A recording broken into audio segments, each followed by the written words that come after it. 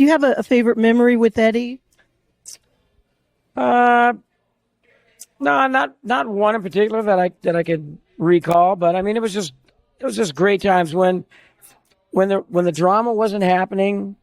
It was always great times. Like when Dave was in the band, we had we did a lot of groundbreaking things, I think, and then with Sammy in the band, we had good times too. So I think just in general, I just think the shows were great. It's just four brothers.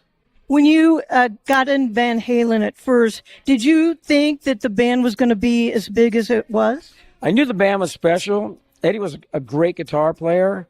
Out of all the guitar players I knew in the area, and but we knew we wanted to be big. Everybody dreams of that, but we knew we had something special. In fact, when we would rehearse, we used to rehearse in a little garage in Pasadena. And sometimes would go on a break, and there would be a couple of Eddie's guitar buddies. They'd be sitting there listening at the door. Whenever Ed started doing his tapping stuff, we'd play a show, local show.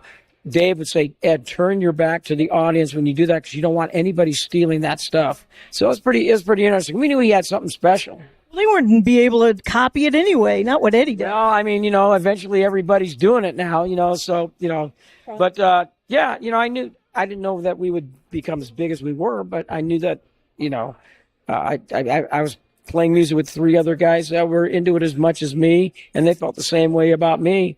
And so, we figured if we stuck to it long enough, we had to make something happen.